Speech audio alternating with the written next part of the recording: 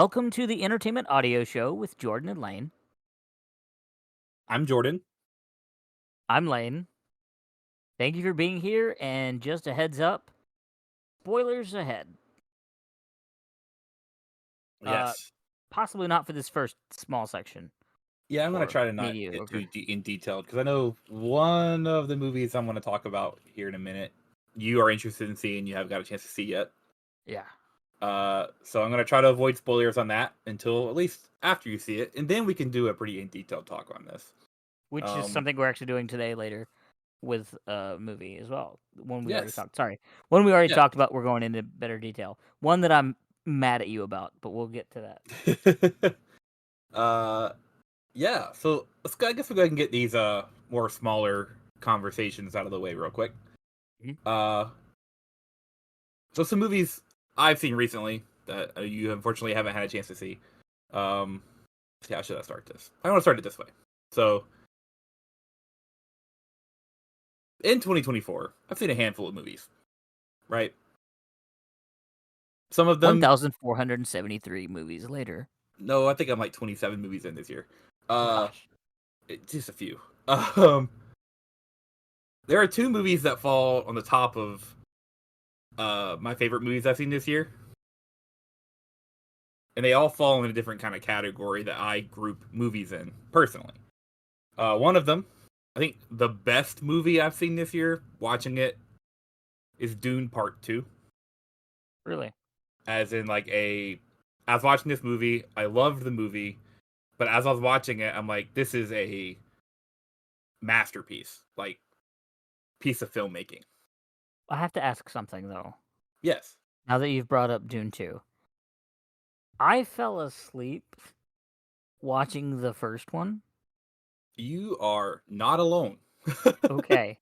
uh, That makes me feel better. I have not wanted to watch the second one for fear of retribution. that's fair. I saw Dune Part 1 in theaters twice because I fell asleep the first time. But I did love the parts that I saw between when I was asleep.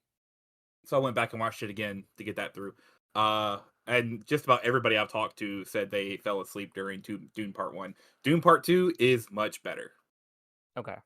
It is much So better. is it worth me going back and pushing through the first one again I would in say like yeah. maybe in parts and then watch the second one? I would say yeah. Cuz I think Dune Part 2 is on Max now. Oh, okay. So I'll definitely have to if you check it have out. some time, I would say go through it. Okay. Um but like I said, that tops my list on the best movie I've seen this year from a filmmaking standpoint. But then there's my favorite movie I've seen this year, which is The Fall Guy. It's honestly the first movie I've seen this year that I immediately wanted to go back and watch again. I wanted to walk out the Really? theater and walk back into a theater to watch it again. I've only ever done that. I've only ever wanted to do that with one movie. So that is interesting. Yeah. It is, and I know the way we I think introduced this podcast the first time was that we talked about movies on an entertainment uh Yeah. and yeah, this movie is super entertaining. Okay. Is it a flawless movie? Absolutely not. It has its flaws. Is there such thing as a flawless movie? Mm, I don't think so. I don't think so either, but it's also subjective. I put movies as subjective, so True. uh and that's what is a great thing about movies. They get this discourse you to talk about for that. But man, Yeah. the Fall Guy, it's so fun. I love Ryan Gosling. I love Emily Blunt. Of everybody in the movie, great. Oh, but yeah.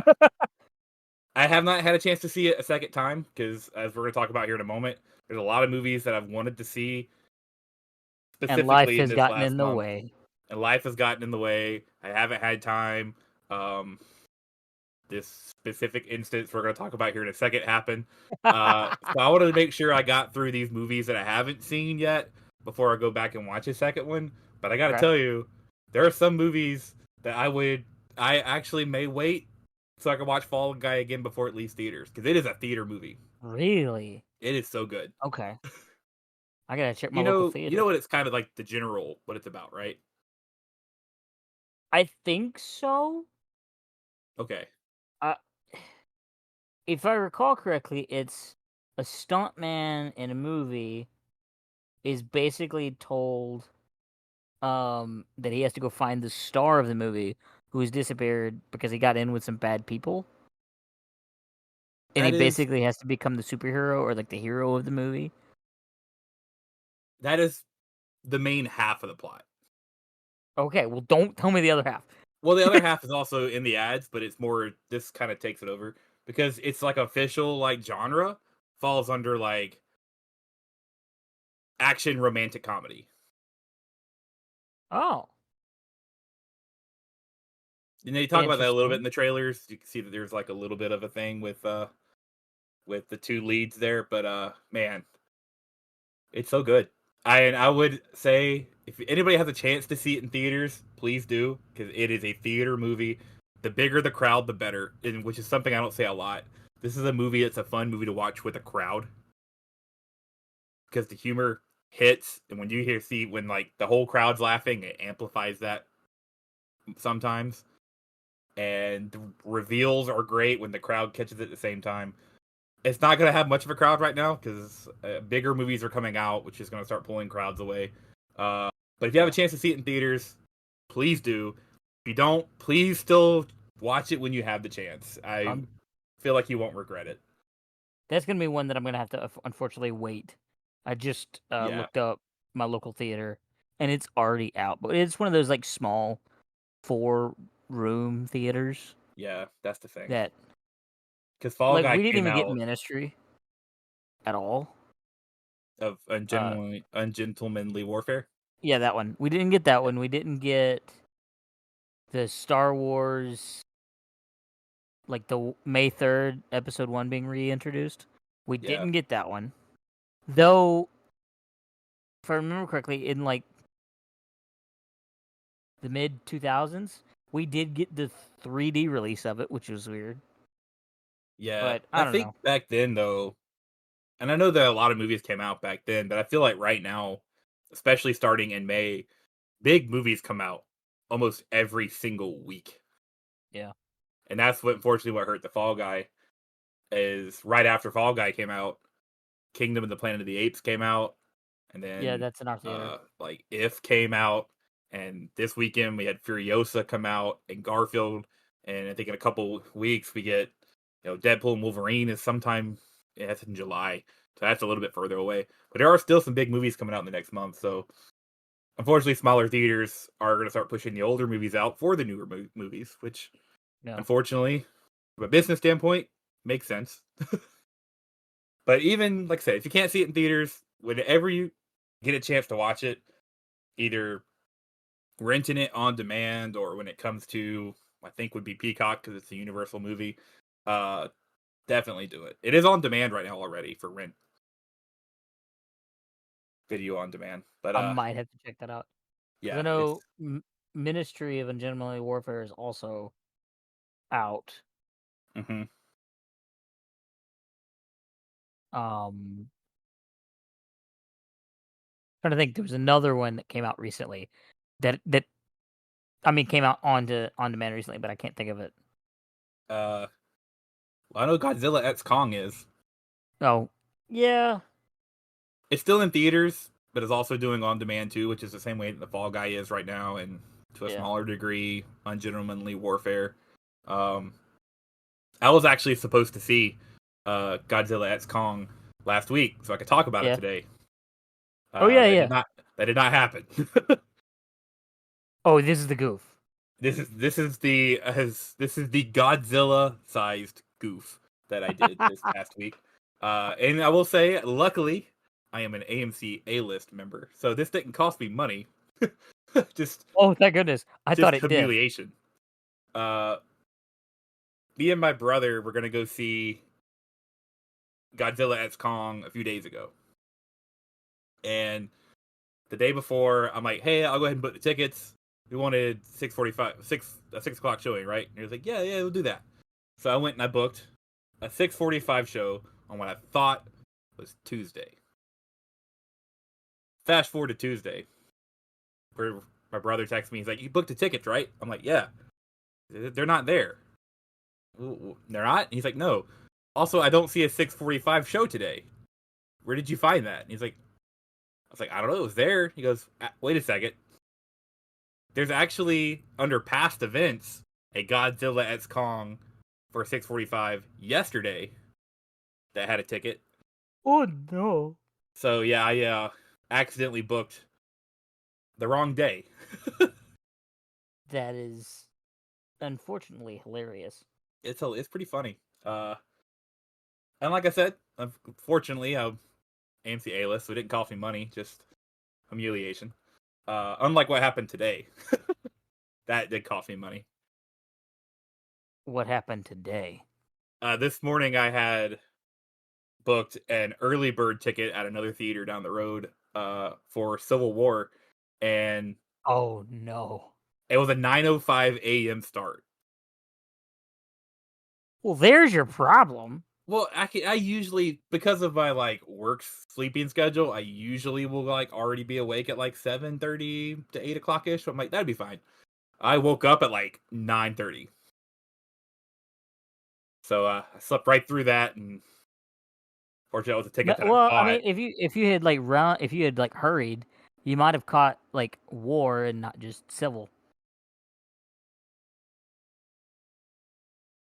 That was funnier in my head. Sorry. Well, I was like in my head, I was like, wonder how much I would have missed. Because No, I would like probably would goodness have gracious. woke up when the trailers were finishing, get there. I probably would have missed about half of it. You So yeah, I definitely would have that's missed the civil part.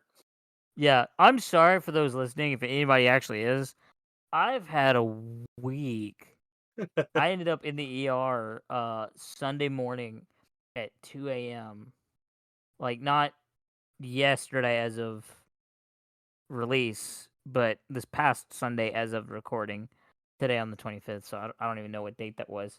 But I ended up in the ER at like 2 a.m. because I on the 10th this month, I got a little excited and I fell onto something that jabbed me in my rib. And on Sunday morning, I woke up at 2 a.m. screaming in pain. So Oh man. I've had pain meds in me this whole week. Oh man. So I'm a little delirious. So I apologize that my unfunny joke was said. Yeah. But that's actually a really fun segue Uh-oh. to this next little topic I wanted to talk about real quick. Uh Pain in the Sides sounds like a horror movie. I mean, it depends We on the horror movie, but yeah, yeah. I know you're not in the horror movies. not even slightly. I am I don't do scary. There was a movie called The Village. It is one of the most least scary movies I've been told that. But it was called The Village. People like creatures in red oh haunting the yeah, I know it. woods. I know it. That gave me nightmares for 2 years. Man, the ending I the was ending already of in that eighth movie grade. ruins that movie. Oh, it does. uh I'll agree to that, but it helped me not have nightmares for 3 years. So, yeah, the that's fact fair. that I was able to keep the nightmares down to 2 years, excellent. I saw one Okay. scene in It on TV, so, like, the heavily redacted TV version. Was it the new It or like the Tim No, Curry the old It, the Tim old It? Curry old It, the shower, Oh yeah, yeah. like, I no joke, just to give you an idea of how much I don't do scary movies, after that movie, I couldn't take a bath Wow. for like 6 months. I was showers and I was staring at the drain the whole time. Do you wanna know when this was? I was in high school. Yeah, I don't do scary. yeah, I don't deal with it well. yeah. I'm more Sorry. so new into the horror world. I still don't go like I don't do demon movies and exorcism movies. I don't mess with that. But more like I guess you would call like slasher movies slash like Mhm. monster movies. I'm kind of more into. Uh, and all kind of started because of as we kind of talked about a couple times. You know, I am from the Orlando area, and one of the big times of the year here in Orlando is Halloween. Uh, Mm, big Halloween Horror Nights fan here now. So that kind of got me into the horror stuff. But I just recently, over the last month, kind of watched the first like 5 Nightmare on Elm Street movies with Freddy Krueger. You are And braver than me. yeah, yeah. And these are one of these movies like I've hyped Yeah, up. Like yeah. I've heard my mom talk about how much she was terrified of these movies because she got to see it in theaters because she was Oh, outvoted on the double dates. Um, so I've kind of in my head thought these were like the scariest movies of all time, and then I watched them and I'm like, these aren't really that scary. Freddy Krueger as a character, really interesting character. He looks creepy. If they follow the rules of what Freddy is, he's a really interesting character. Some of the movies just completely change your rules though, and it doesn't make sense. Uh, but that's the thing about this okay. franchise. I've heard about this franchise my entire life because people talk about it's like a legendary film franchise. And of the 5 Which one movies is I've seen, which one 2 is of Freddy them, Krueger? Freddy Krueger is the one who can only attack you in your dreams. Yeah, but what does he look like? I don't remember. Oh, he wears a red and green striped shirt, a hat, and he's got the glove with the razor knives Oh, on it. yeah, okay. Sorry, continue. My bad. He's I got was the like, burnt face. couldn't place it. Yeah, that's Freddy Krueger. So like as a character, he's a very interesting, very well developed character if they follow those rules. But as of the 5 movies I've seen, from the original like '84 to like whenever the 5th one came out, 2 of them are good. Oh no. And it's the Which, first one and the third one. And I think the 4th one's okay. I think the 4th one was when I said okay. 2 and 5, I did not like at all. I feel And like from what that's I've like heard trash. from people who have watched the whole franchise, they're like, you've already gotten past the good ones. Oh no. Yeah, but I am going to finish the franchise though because I am a completionist. So I will watch. I think there's 3 And you more. like torture. That's what it is. I guess. I guess. I mean, it's the point where I almost started watching Rebel Moon Part 2 the other day just because I wanted to finish it. I got you. Yeah. Well, I But mean, eventually I'll get through. I think I have 3 more movies left in that franchise. One of them's not on Netflix, so I don't know what I'm going to do about that. But but yeah, Redbox? Maybe? maybe we You may shall have to see. wait till Halloween, but Maybe, yeah. Or maybe I know somebody who has the franchise. I have a lot of friends that are very much into horror franchises and they buy the physical copy, so maybe they have the one that's missing. Yeah. I talked about that oh. more than I thought I was going to. Well, I had a couple of questions because again, like I don't do that stuff, but Right. there's a I'm more into like sci-fi stuff. Like that's my genre. That's why like with the Star Wars episode we just did, that's why I was so into it Yeah. because that's my thing, which actually kind of goes into the next movie, the one Atlas. I Yes. watched it literally 2 hours ago, I think. I I think we finished at the same time Yeah, and because I started it early, but I had to pause it, come back to yeah. it later. But I think because you text me about the time I was finishing, you text me that you'd finished it, and I was like, "That's funny. I just finished too." Well, then let me get since we got that going, or since we've both seen it, so fresh in our minds. What what is your like overarching opinion on it? I've never been so conflicted, recently about a movie. Okay, please There's a lot clarify. about this movie that I really like, and there's some stuff about this movie that I really did not like. Okay, you're gonna have like Yeah, yeah, I need I'll expand on that in a moment. But what did you think? I was pleasantly surprised. Okay, Uh again, I tend to because sci-fi is like my go-to. Sci-fi is my like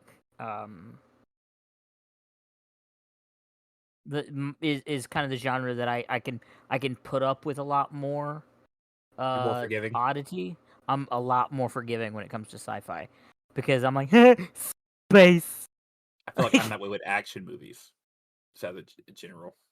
I get that too, and which is going to I come back to about this in a second oh no, okay, in a good way. um, okay, good. And I think when I first heard about this movie, uh, Jennifer Lopez, please forgive me. Um, I kind of rolled my eyes initially because, and I don't know if you if this is kind of where your dilemma is. I feel like the last like half dozen or more movies that she has been in, they almost all feel like the same character. To be completely Just honest, I can't remember what her last half dozen or so movies were. Let me click on the IMDb. You continue I to talk. literally just pulled up the IMDb. That's why I did make sure. But like I saw the mother. Actually, I haven't seen a lot that she's been in recently. Whoops. I retract my statement. But like some of the stuff she's been in, but I saw the mother and I saw Atlas. She's got another movie called This Is Me Now, one called Marry Me, one called Shotgun Wedding. But even I do those know say produce. I don't I know. do know Marry Me. I do know about Marry Me because I actually almost saw that movie. Okay. I know of it, but I don't. But she I heard it just was she. heard it was that right kind of bad. That's what I heard. Oh, okay. Well, I feel like that's been a lot of her stuff recently. But again, I don't know. But I feel like Jennifer Lopez is one of those people that she can choose not to do movies. But it's True. in this degree. Oh wait, is This Is Me Now a documentary? I don't know. This Is Me Now a love story, coinciding with the release of her album, narrative-driven Odyssey. Yeah, it's a movie. It's a story, but it's not. It looks to be based on her and not. I don't know. Point being is, I feel like she looked for at least for um Atlas. To me, it almost feels like it's one of those movies where she looked at somebody and said, "I want to be in a sci-fi," and they said, "Okay," and they wrote a script. Yeah. Yeah. Or Netflix threw her a lot of money. I feel like both, actually. Now that you say that, I genuinely feel like both because there are so many elements that are borrowed Well, or I am stolen seeing from other she movies. is listed as a producer on Atlas. Yeah. So So that's what makes me think that she literally looked at Netflix and said, "I want to be in a sci-fi movie," and they were like, "Okay, okay, Miss Lopez," and she just grabbed somebody to write the film who possibly has written sci-fi before. I don't know. It says, let me check. Oh, that's interesting. I pulled up one of the writers, and they've written like an episode of something, and that seemed to be it. Oh, but their other writer looks to have co-produced a Star Trek Discovery episode or part of the series. 7 episodes, it says. The Spiderwick Chronicles, Lock and Key. I love Lock and Key. So, like, they got good. What seems to be a good person or maybe a Oh, good team. Heroes. Wow. Hmm. This guy did Heroes. Oh, I didn't even see that. That's the But very yeah, bottom. It's the first thing. but I feel like I feel like a lot of her lines were like okay. I'm never gonna pronounce his name correctly, and I apologize. But Simu Lee, See, I think it's Liu. exactly. Yeah. Simu Liu. I'm sorry. Um, I feel like a lot of his lines, while yes, he played an AI robot, essentially, they seemed almost too robotic Okay. in a way. I also feel like Does that make sense? I get that. It's Because a very robotic performance. which I mean, I get that it was kind of supposed to be, Yeah, and but I will then you get the also other say, guys, as a like the main villain, other, yeah. it's not in it much.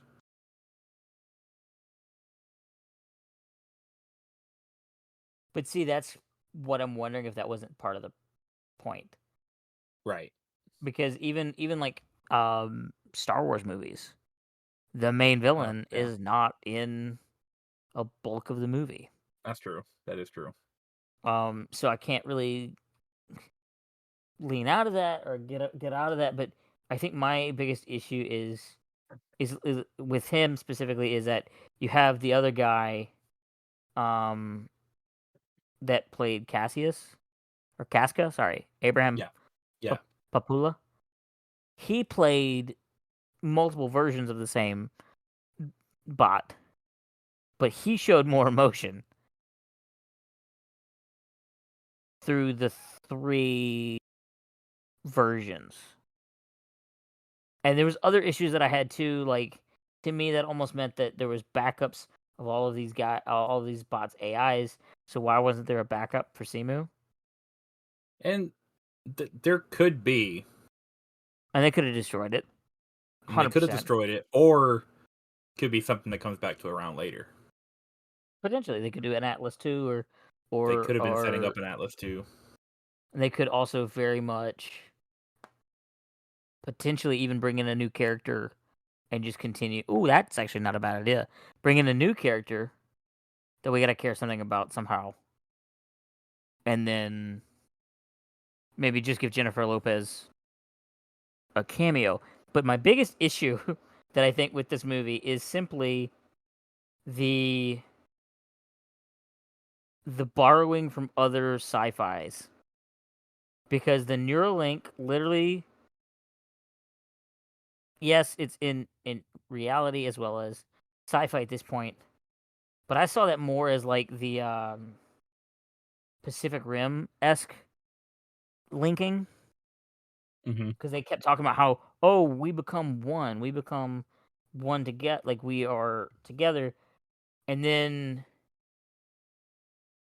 I don't know, there was a whole thing there that I feel like it just felt too much like Pacific Rim in that aspect, and then Mm-hmm. there was something else that I feel like at this point I may have just blocked it from my memory. And some of the timing was odd, and I felt myself finding a lot more. Oh, that's plot armor, like literally, Smith when going down when he's powering down, toward the end, and he says you've got 11 minutes to get to the rescue pod. He Mm-hmm. obviously stands there, maybe not for 11 minutes, but he says you've got to get to the rescue pod in 11 minutes, and those ships are on the way. It took, and this is kind of the weird break to me. It took their ship at least a day to get to the planet, but it only took the other ship half a day because they were in the ship. She had a bed. She had used her daily allotment of caffeine. Mm-hmm. Granted, she acts like she drinks 17 cups a day, but even with that understanding, if the daily allotment's only 3 cups, and she did that at 8 a.m., that means she still woke up on that ship. And all these guys are prepared and everything like that. And then even when they got the briefing, they had 30 minutes before drop, so that was just more time. And then when she hits, it's 22 hours before her battery goes dead. I can agree to all of that. But then the plot armor of the ship showing up while she's standing there over essentially the body of Smith, that's where I kind of was pulled out of the movie a little bit. Okay. Okay. Well, That's fair, and I do see a bit of that, and that's some sci-fi things that happen a bit, or not even just sci-fi, but movie things that happen a bit that can kind of pop in. Uh, One of the big things I had an issue with this movie that you didn't talk about, and I actually don't know if you had an issue with. There's some scenes that J Lo's not the best. yeah. That her line delivery is really awkward. Yep. and it's probably because she's may not be acting against anything or like with another voice, like when Wood Smith. They could have had the voice there. It could have been added in later. I'm not sure, but that could have been the issue. But there were sometimes her line delivery was really awkward. Uh, I will say though, Smith was one of the big things that saved this movie for me. I like Smith a lot. Oh yeah. He's Oh yeah. I love Smith a lot. His snarkiness is great. Uh, and it's actually a very, this may sound weird, but it's like a pleasant voice to hear. Oh no, I 1000% agree. And my only gripe about him was all the cursing, but she did it too. Yeah, she's the reason for it. Yeah. Oh, 1000. But that's what made it so funny to me. That's why like I tolerated it a little bit more than I probably would have in another movie. Mm-hmm. And then the one at the end just kind of made me go, really? But it was still that funny callback, and I totally agree that the voice itself is just kind of, yeah. Yeah. Sorry. But the one big thing that saved the movie more than anything for me, though, and I said, kind of hinted at this at the beginning, it's got some very well choreographed action scenes. Yes. Ah, that was surprising. The especially the first big action sequence, the beginning of the movie, is very well done, and Are we then talking about the which one? Oh, like the SWAT team? yeah, Okay. okay, I guess the I thought it was well done, Okay. That's cool. Yep. Awesome. and but the ones at the end when she actually is in the suit were very well done. Yes, It I will actually agree with felt that one. like a video game. It did. Oh, you're right. Now I want to play an Atlas video game. And Dang it. if I think the I think there's a certain video game though that is very similar to this though, and now I'm thinking about it. Titanfall. Titanfall. Dang.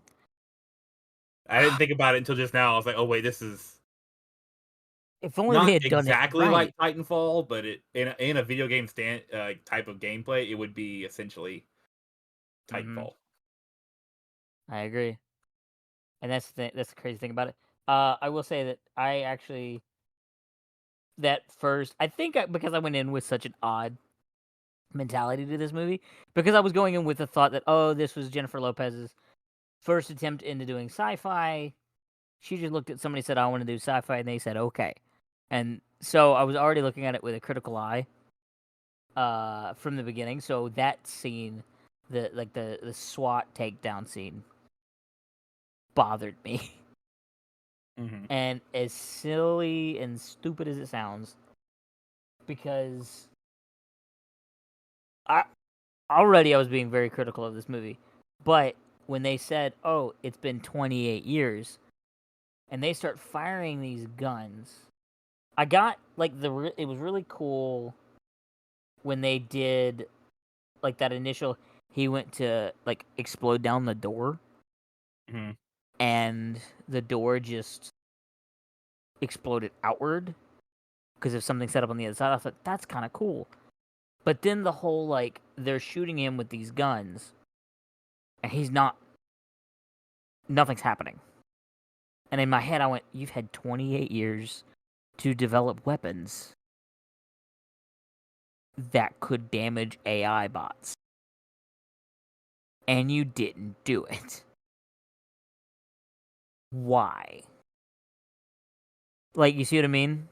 Yeah. Because then we get to the planet, we realize the AI have weapons that can clearly take down other bots. Yeah. And we knew that they had the ion bomb. Granted, that kills everything. But if they had like an ion laser or something to that degree, and I'll even borrow from other sci-fi, because this movie borrowed from other sci-fi, so I'll borrow from other sci-fi. A phaser from Mm-hmm. Star Trek, or literally a laser rifle. They could have potentially taken down this bot so much easier and not had half of their officers injured or killed. And also knowing that electricity and magnetism messes with these bots, there's things there. Give Mhm. them mini railguns or something to that degree. Not literally, but like give them something where they, because that one guy was so close, literally held his weapon to the bot's head. He could have literally had something that he was able to basically, like, I would even say I forget what they're called, but like the pads that you shock somebody's heart. A defibrillator. Defibrillator. He could have held a defibrillator up to his head, put an electrical current through the bot's head, knocking him out. Granted, I don't think it would have been that simple, but we do see later on that the electricity is what takes him down, right? Hmm. So I feel like they had all this time to develop handheld weaponry that could take down these bots, and they didn't do it. So that was part of my gripe. And then something about the timeline was really weird to me because we see her at 10 years old. We see Atlas at 10 years old. And then we know that I've already forgotten the character's name. Not Atlas, but Harlan. Harlan escapes to the Andromeda Galaxy, but they don't say how long it is between that point and him escaping Hmm. that I can recall. And then suddenly there's a 28-year gap, and we have Jennifer Lopez. Again, nothing against Jennifer Lopez, but I know she's not 38. Right. Does Right. does that make sense? Yeah. Because then they immediately talk about her having gray hair and dyeing her hair and stuff like that. Granted, I do understand that people do dye their hair early and stuff like that. So for about half a second, that pulled me out of it. Granted, I did give it leeway, and I'm not saying anything about people that dye their hair because I know plenty of people that do. It's more or less that the weird kind of gap threw me off for a second. So they could. Uh, What you're saying is they could have easily, if they were if going to they had keep not everything the same, they could have just changed that number. literally, don't even put a number there. Don't even put a number there because then it's up to the person. Because at that point, by putting that number there, I feel like they could put several years later or many years. I wouldn't say many, because again, while she's not You 38, also, she also don't look like she's the age she is. I don't even know how old she is. I don't She even looks think you very needed to young. put years later. You start it with her being younger, and then go through a title card sequence. Have her wake up. You know she Yep, aged, exactly. which Yeah, actually, which that would have. visually tells the story. We're now years ahead. But I think the only reason they did, I guess, the only reason they didn't do that is because the takedown took place before she woke up. I don't know. Yeah, I guess that's true. They could have done something though. I don't know, but you're also very much right. I think just taking out that number, I feel like the number was unneeded. I feel, and I think it would have been more interesting without that number because without that number, you're like, oh, has it been 10 years, 20 years, 30 years, 40 years, 50 years? Again, Jennifer Lopez doesn't look like it's been 50 years since she was 10 years old because it Hmm. hasn't. But my point is, you don't know, and because Jennifer Lopez is one of these people that, let's see, because IMDb probably has, yeah. I can't do math quickly. But I don't know. There's something about that because she seems very like she doesn't look as old as IMDb says she is. Right, right. So she can play that age range, which is fine. But I think specifically saying 28 years later, you're getting so kind of bogged down. Then oh, it has to be exactly 28 years later. They could have just said nothing and let it alone, and I think it would have gone better. But those are really my only gripes about the movie. I ended up crying at the end. Yeah, I felt the emotional hit too, but I didn't quite cry. I I didn't I quite cry. I'm gonna blame the drugs. I mean the meds that I've been taking That's fair. That's for fair. the But if bruise that's the through case, then I'm sure this next movie I really threw hate you on a you. ride. I gotta start by saying this. I freaking hate your guts right now by making me watch this gosh forsaken movie. For those at home listening, we are talking about The The Iron Iron Claw. Claw. A movie that I'd And seen a while ago. I think I talked about it in our first episode, January. Yeah. and you finally got a chance to watch it. When it finally hit HBO and I was like, okay, or Max, sorry. When it finally hit Max, I was like, okay, I might as well check it out. And now I just want to flip a table. Like, um, you knew the backstory though. You knew the story of all these people before the movie, right? I did. I did. Okay. It still hurt me. Yeah. Well, I'm wondering, and this is where my curiosity is. Um, I'm wondering if because I didn't know, I've never heard of this. I'm not into. I wasn't allowed to watch wrestling as a kid because I grew up in the Bible Belt. That was just like this. No, you can't, and But which is yeah, fine. And if it's you but think of the wrestling demographic, it's also in the Bible Belt. There's a split line in the Bible yeah, Belt that you either were not allowed to watch wrestling or you were raised on wrestling.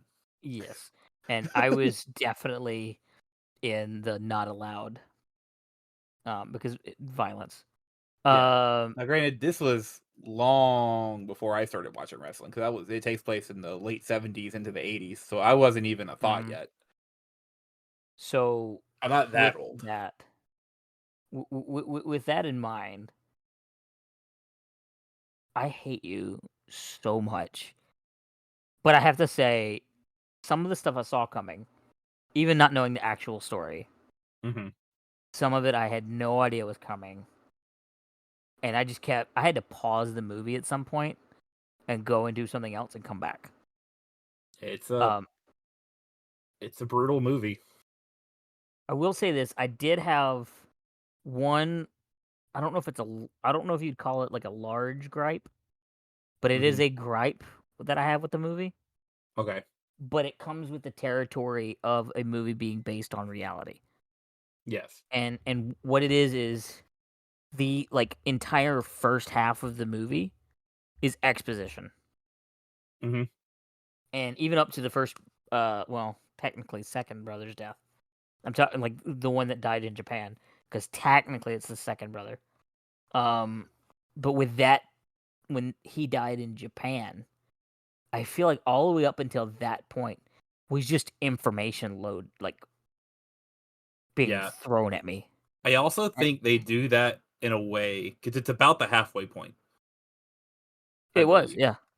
I think they try to set it up in a way to really get you to invest in these brothers' relationship together,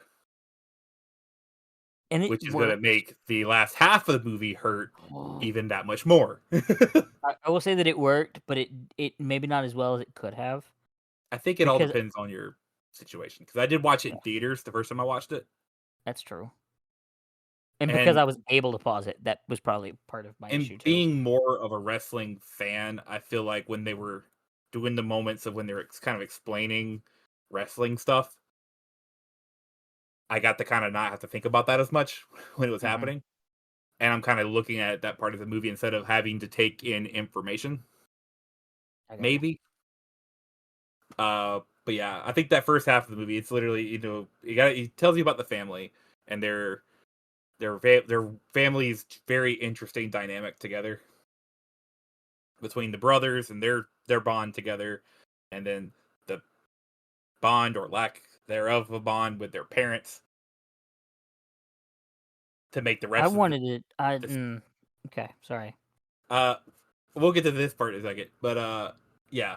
But I feel like the way they build up that first half of the movie makes the second half of the movie hurt even that much more. And you know what's this may I want to your thoughts on this. You know, there was another brother that was not in the movie. No.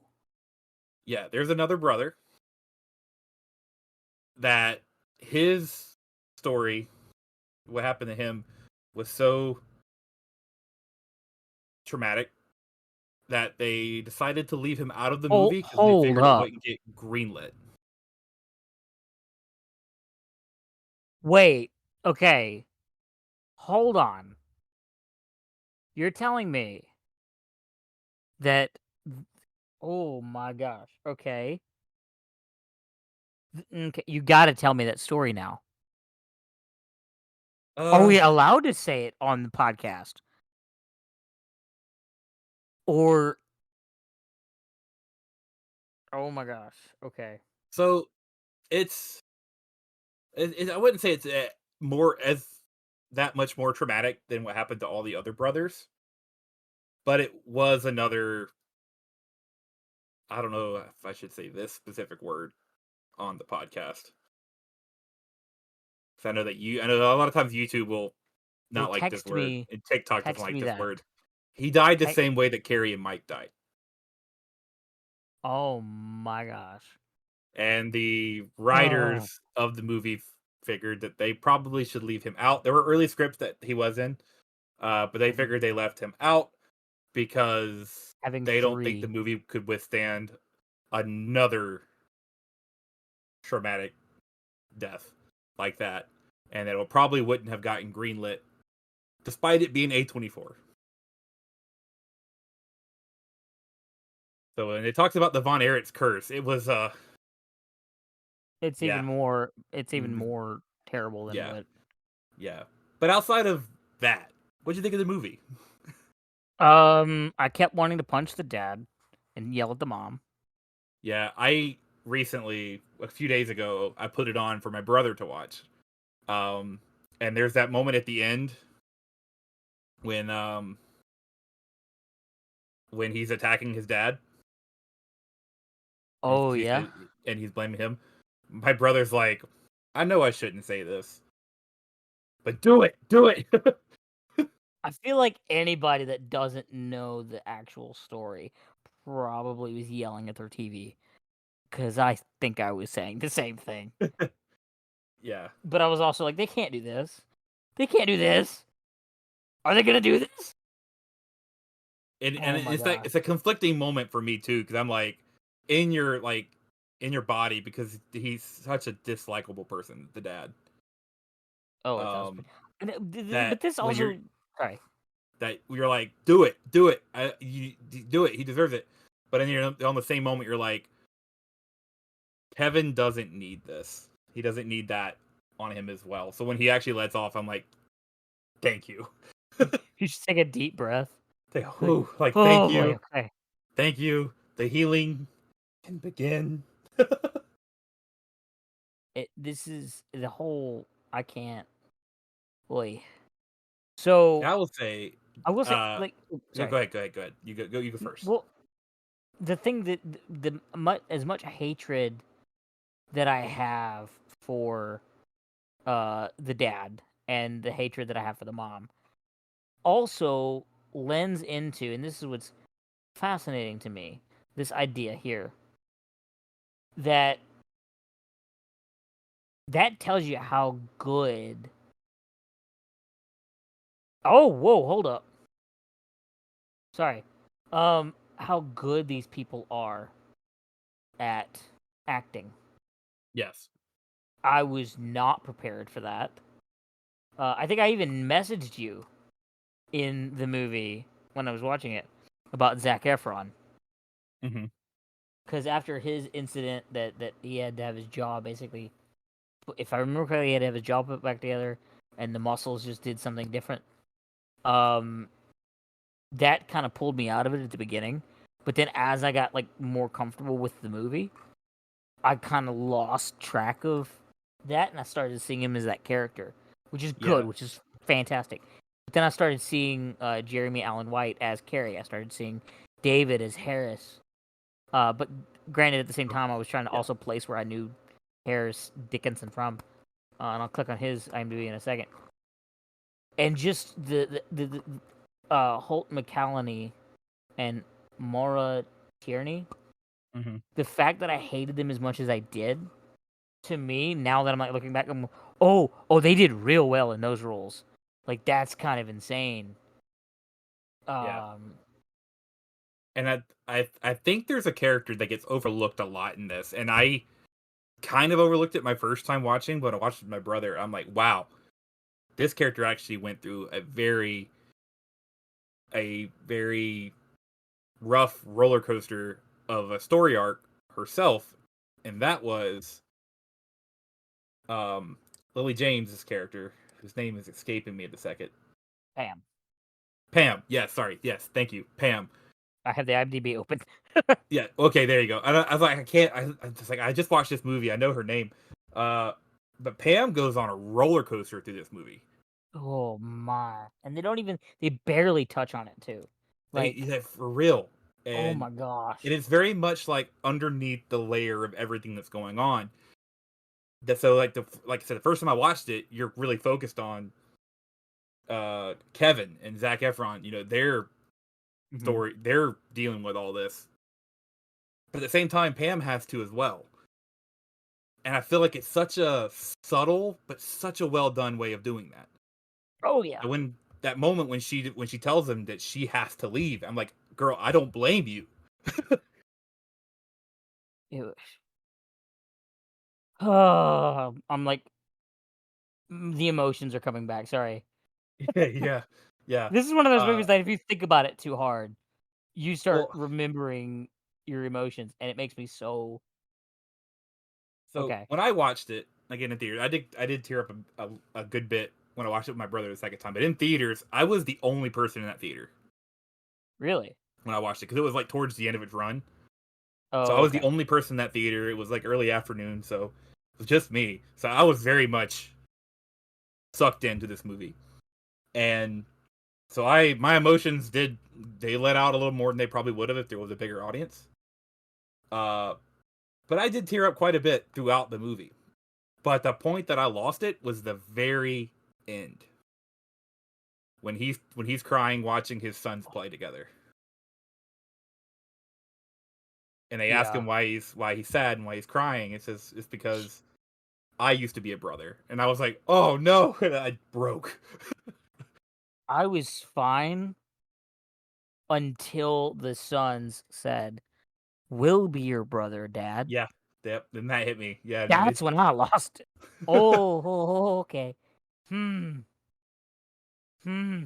I'm like, how does the actor stay in that scene? And part of me wonders if the emotions you're seeing on his face are not purely genuine. You know what hmm I mean?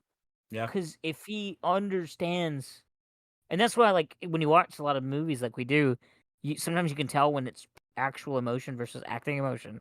hmm And I'm wondering because that seemed like actual emotion that he was able to use in the scene.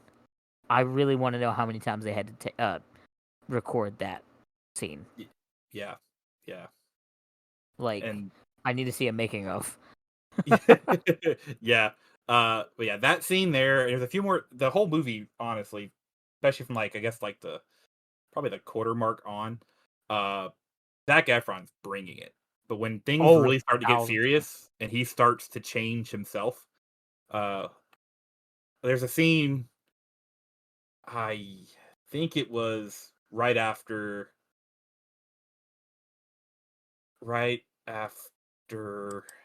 David passed away in Japan when Hmm. he's laying in the bed and Pam needs help with the baby and he's just kind of not there. Do you know what I'm talking Yes, about? I know. He's yes, because And that he says, I can't," and then she says something. She yells at him, and he like snaps out of it. he You talking snapped about out that of one? it. Yeah. From that point on the rest of the movie, I legit left that movie theater after seeing this and I was like, I would not be surprised to see Zac Efron get some kind of like Oscar buzz for this and possible nominations. And I was kind of disappointed that he didn't. Well, the movie itself, according to IMDb, did win 3 awards. Um, but it's like, from what I'm seeing, it's National Board of Review, Casting Society of America. They got nominated for 37 though, in like various Okay. awards. I think it didn't But get I'm not. anything in the Oscars though, if I'm not No, I'm not mistaken. saying any Oscars. And That's stupid, and it actually. and it could have been that I think it kind of released kind of late, like close to Do the you think Oscars. it'll pop up in the Oscars next year? No, because it technically was it released before, so it was eligible for that Oscars. But I'm wondering if maybe it's released so close to the Oscars, maybe kept it Maybe it from didn't have a chance. catching the steam that movies a bit earlier already had. Well, this brings up a question that I'm wondering because I feel like Zac Efron has always been a good actor in my mind, but Hmm. I feel like this kind of showed his chops in other areas, like other style. Is it because every time I think of Zac Efron, I think of High School Musical. I'm As sorry, I most have people to say do. it, and he was very almost monotone in that to a degree. Hmm. Um, but then like the last like 5 or 6 years, he's kind of grown as an actor a lot. I mean, he's always been a great actor, but it's like the last few years he's been just on top of it. And I feel like this role could very well get him maybe like a new role of drama. Um, but I don't know. Also, I just opened his IMDb page, and that's interesting. What? Apparently, there's a TV series. It's probably just gonna be like a I don't know. It says Zac Efron is the executive producer of this adventure series in which he stars venturing deep into the jungles of a remote, dangerous island to carve his own name in expedition history. The show Yeah. is called Killing Zac Efron. Yeah, I've heard of this. Yeah. What? Yeah, he's actually done quite a few shows for I think it might be I think it was Netflix where he did like world traveling things and then, Oh yeah, yeah, yeah. trying stuff. And then he's doing this other kind of thing now. I don't know who he's doing it for, but I think he definitely enjoys that real, doing something real. Mm-hmm. And it may be quote unquote real, but something Relatively, relatively real. we'll call it relatively real. Also, But I I feel did like he's got see big I chances was now. I was curious. So I googled when the Oscar cutoff date was to submit a movie for an Oscar. Mm-hmm. That date for this past Oscars was November 15th, 2023. Iron Claw released on December 22nd, 2023. So there's a chance. There's a chance, but now I'm worried that maybe it came out too late ago. Mm. That's what I'm beginning to wonder. So we'll Because have to wait and that's see right to the after 2020. cutoff. So if it wasn't in for this past Oscars because it was too soon, now I'm worried it was this next one's too late and that there's going to be everything this year is going to kind of push it behind. Maybe. That's interesting. Now I I'm want now to I'm give it very hope. I curious to want to how give this it hope. all works. So I'm gonna on my free time, not right now, kind of dig more into how Oscar nominations work and stuff like that. But we'll see. But like I said, I definitely think he was worthy of it. I don't know if an Oscar win, but I definitely think some kind of recognition on a nomination. Definitely a nomination. But I have to ask this. Um, speaking of nominated things, that is a terrible transition because it doesn't have but only one. Um, I kind of want to. We've talked now. We've been talking about this, and there's other movies and stuff which I think are um really really cool and stuff like that. But one show we've been talking a lot about Oh yeah, has been X-Men '97. would be the third straight I think episode, that not counting specials that we've talked about X-Men 97. I believe you're right because it started, I think, before the end of before the Well, the March 90s episode. episode. Yeah, and that's why we did 'Cause- the '90s episode. That's right. Yeah, because it was the day that started. I think we recorded the day that it dropped the first two episodes, I think it's something like that. Yeah. and So we then were here we watching the are, episodes, and then yeah. 3 months So later. we've officially seen all of the episodes that make up the season finale. Thank goodness it's the season finale.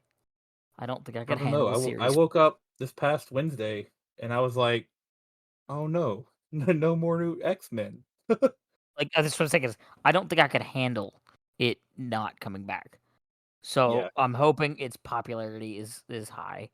It seems to have a 9.0 rating on IMDb, 9.0. and It has. You see what its Rotten Tomato score is? no, what is its? One I can't even find hundred it. percent. Holy heck, Yeah, it has a that's 100% on Rotten hard Tomatoes. to do. I want to look because I know each individual episode as well gets ratings. So its top rated episode was a 9.8 on IMDb. And I think the lowest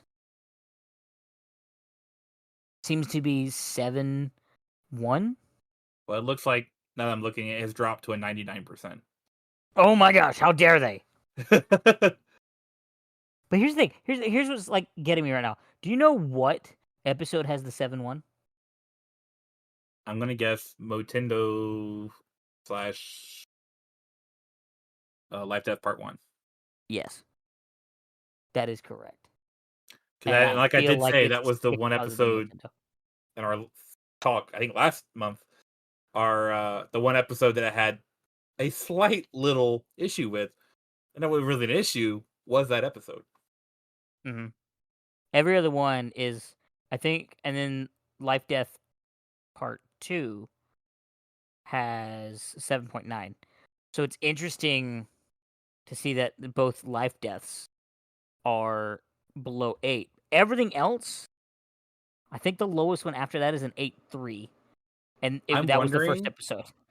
I'm wondering if the reason that is because that's, if you really think about it, those two episodes are the two episodes that don't really follow the main story of the season.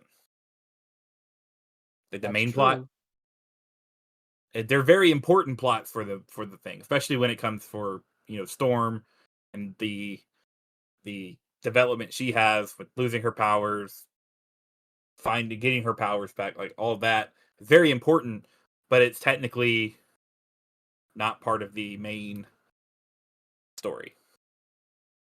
And I wonder if that has anything to do with it. Possibly. I don't know. I just know that my brain hurts when I think about the show. Um. Oh, and the thing that I told you before we started recording was that for like mm, not this whole episode, but like for a decent portion of the episode, we have had an accidental theme of time. And the reason I say is Atlas is in the future, Iron Claw is in the past, X-Men 97 is everywhere. But I want to ask you something. Mhm. What did you think of the three-part finale? I thought it was incredible It, I'm because so happy. I know that I said in both episodes where we talked about these things that I could not believe that they continued to build stakes and make each episode, for the most part, better as the show went on, and it continued to do that. Like I don't think I can think of many shows ever that have done something like that. I That can't have been either. able to hold my. Even thinking about it from a personal view, I don't think there's a single show that's held my attention like this. Like even Bad Batch, as much as I love Bad Batch, not every episode kept my attention the whole time. Hmm. This show, I think the only exception potentially was the life death episodes. But I think part of that was because of the separation. But okay. I have a couple of theories about X-Men 97, and I have a couple of ideas of speculation. Before we get into that, Okay. because I know there's something we purposely haven't really talked in detail to each other about the show too much because of we want to talk about it on here. Mm-hmm. And I remember seeing a reaction, but I didn't pry for the reaction. Mm-hmm. The end of episode, was it 9? Or was it 10 episodes, right? Or was it 9 episodes? 11. No, 10. Okay, so it was the end Sorry. of episode 9. Mm-hmm. The way it Oh, ended with them with Magneto. oh, with For the one, ooh and the ah and that stab and the. for one, starting off with seeing the claws go through Magneto. I I was didn't think like, they would do that on Disney Plus. I First didn't off, do it either because it was there and they showed it, and my jaw hit the oh, ground. And about the time I got my jaw back up off the ground, they ended with a freeze frame of a of very adamantium. iconic comic moment of Sorry, Magneto pulling the adamantium out of Wolverine. What was your reaction, Mr. Wolverine fan? I might have cried a little, but I gotta tell you, my mind raced for a week, and then really not seeing any conclusion. So remember how I said speculation? Yeah, yeah. So that actually feeds into one of my speculations. Mm-hmm. Okay, so take this journey with me for a second, because you're gonna roll your eyes, and I know somebody at home is gonna like in the comments of the YouTube video is gonna be like, "That's not at all how that's gonna go," or even you, because one of the characters that we see in one of like just the quick shots is Silver Samurai, Yes. and then but also at the right after that, when we see all these characters go to the past and to the future, we don't see where Morph and Wolverine go. True. And I have a theory. And I don't know how you're going to feel about my theory. Okay. Because it's kind of based on on a movie that people kind of all together agree is a bad movie. But I also know a little bit of this, like the comic. Anyway, point being, what if Morph and Wolverine were sent back in time, but were not sent back in time to Egyptian time? What if they were sent back to Japan?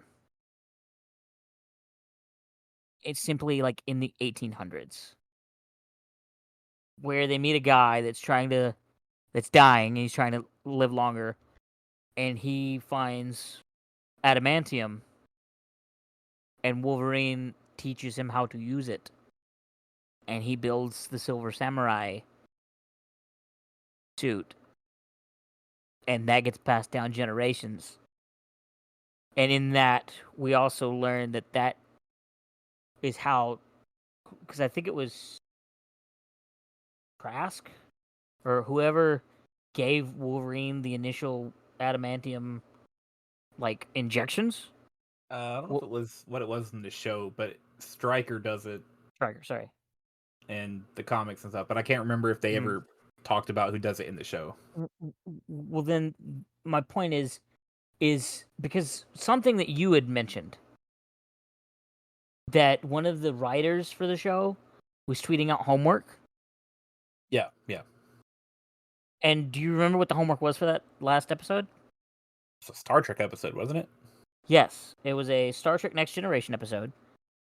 Uh, that I have seen multiple times. The episode is called Cause and Effect. And anybody that's seen it is going to understand what I'm about to say. Cause and Effect deals with a time loop. So my point is what if Wolverine takes the knowledge he has of adamantium back in time to the point of the Silver Samurai beginning, teaches him, gets the injection again.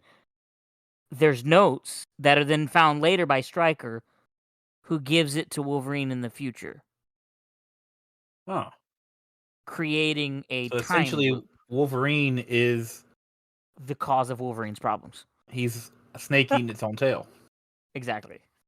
an But Ouroboros. that's kind of so that episode of Star Trek Next Generation, basically they end up in this area where a ship comes out of nothing. Turns out it's like a break in like space-time continuum. They collide at the point of collision. Both ships are then sent back into this time loop, and they're trying to figure out how out of it, but they're all stuck in it. Nobody's aware that they're in a time loop until hours have passed. And Data is the first one to realize it. Because Data, at some point, like, he realizes that his internals are not matching the externals or something like that. And he ends up having to tell himself something, but it's a single digit. Like, the number 3 starts popping up everywhere. Mm-hmm. And it's something about that, and that's how he eventually figures out that they're in a time loop. Or they realize that they're in a time loop, and that's how he ends up figuring out how to get out of the time loop. But it's a time loop, and I think the first ship is stuck in the time loop because they come from like the original series era or like post original series era. One of the movies where they're wearing the red Wrath of Khan uniforms. Mm-hmm. Probably the Wrath of Khan movie now that I've said that out loud. Um but they're wearing the Wrath of Khan uniforms, which was 100 years ago or something like that, 50 years ago, according to Next Generation. So they've been stuck in the time loop for like anywhere from 50 to 100 years or something like that. I don't know the exact numbers. I apologize for anybody listening that knows that answer. But they've been stuck in that time loop for 100 years. So, and they were the cause of the time loop themselves. Mm-hmm. So you see what I mean? Yeah, yeah. So because he said that, I immediately knew the episode was going to have to do with time travel in some way. But now we also see that there's also a chance here because we see them go back and meet Apocalypse, right? Yes, yes. And that we know that Apocalypse is a bad guy in the future.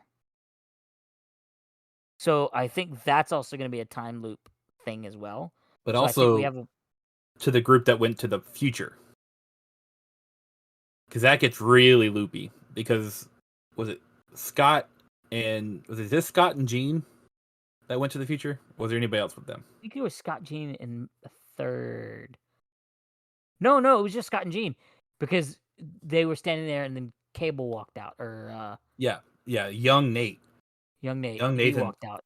So like So that's a whole thing of like they traveled to the future to their son who traveled to the future, but slightly more in the past. And in the my brain future, he goes hurts. back to the past so he can help them in the past. And So then they that's went up what I'm going, saying. Like the writer's like homework could mean a million and five things. yeah. But I'm really hoping that we get something interesting. Do we see where Nightcrawler goes? He's with them in the past Okay, in cool. ancient Egypt. So Because we see I just Rogue feel like first, and then Nightcrawler. Do we know where I, Storm is? I thought she was in the past too. Can't remember. I don't remember seeing her. She might be in the future actually. I Um, think it was interesting though that they did not show where Wolverine and Morph was. I think you brought a good point about that. Because I remember finishing the episode and I'm like, where are they? So I watched the episode back again, and I was like hyper focusing on where Morph and Wolverine were.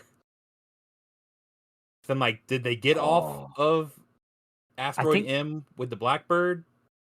Or are they going to be like they were on the leading? Blackbird. They were on the Blackbird. They were on the Blackbird, but did the Blackbird get off or no? No, they didn't get off the Blackbird. Well, I know they didn't get off the And the Blackbird. Did the Blackbird get off of Asteroid oh, I M? know what you're saying now. No, I don't think it did. Okay, because I'm like, maybe it got off and we didn't see it, and they're going to be the leaders of this like new X-Men group that are going to go try to find them.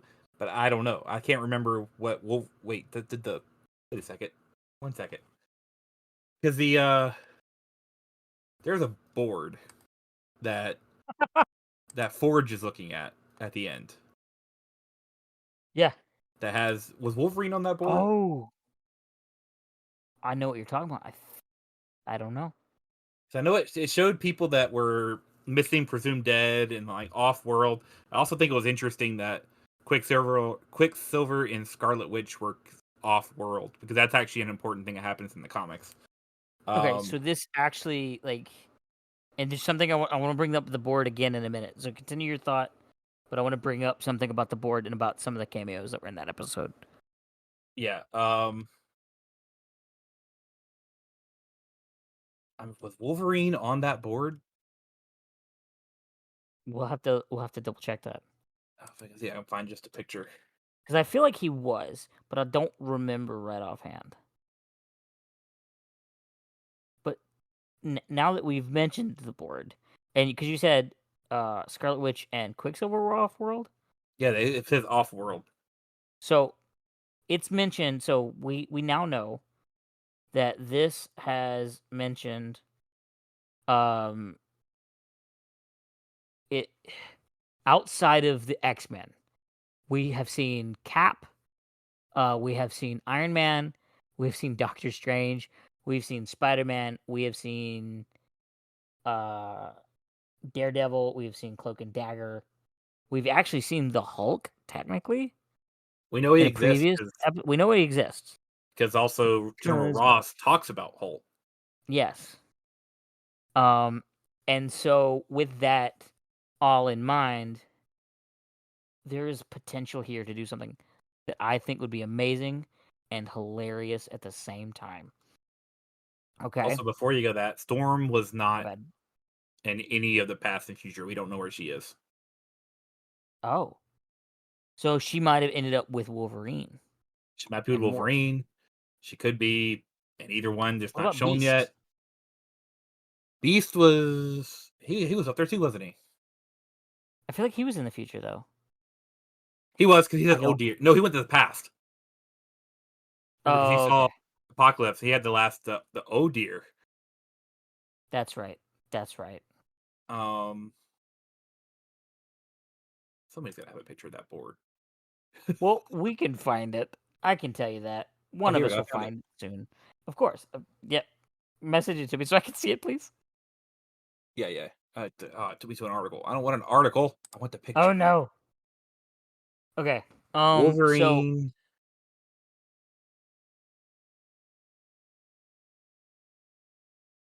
there's also this question. Wolverine is missing, presumed dead. Okay. So that means that he and Morph probably got transported somewhere. So I think Yeah. we're gonna get I think next season, whenever that is, um, we're gonna get some very interesting things. But who else is on the board, like entirely, or like that's not?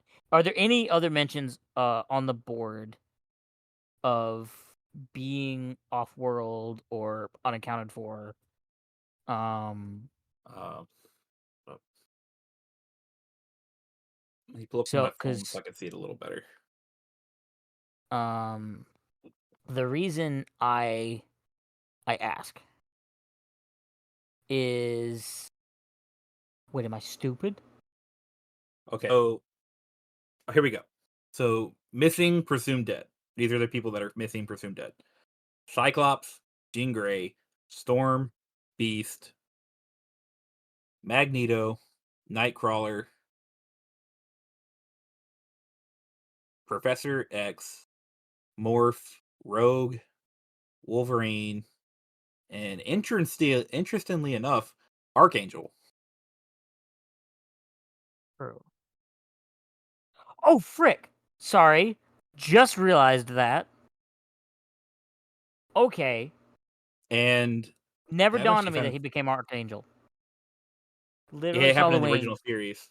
Never. Wait, Um, I'm thinking of the wrong dude then. Ignore movie. me. um, Off-World, Scarlet Witch, and Quicksilver. Okay. AWOL, Cable, Jubilee, and Sunspot are listed as Okay, AWOL. that makes sense. And there's some pictures on here of characters that don't have anything on them, including Colossus, Iceman, Havoc. I can't read that one or that one. Magic, Emma Frost, and 3 on here. I can't tell who they are in this blurry picture. Okay. Oh, Exodus is one of them, which we saw earlier in the season. The other 2, I can't tell who they are. So I gotta ask. Okay. Or so I'm sorry. I'm sorry. My brain is going a million miles an hour Oh, because that's I've been Shadowcat. sitting on. Ooh, I love Shadowcat. I'm gonna have to look some of these names up. I don't recognize all of Shadowcat them. is Kitty Pryde, Oh, okay, that's cool. But and he's got nothing. hold Like on. she's nothing on that one, Who- so she could be a big part of next season, which I Uh, would love. I really hope that we get some cool stuff. But I have to. I'm gonna admit to you, my brain is going a million miles an hour because.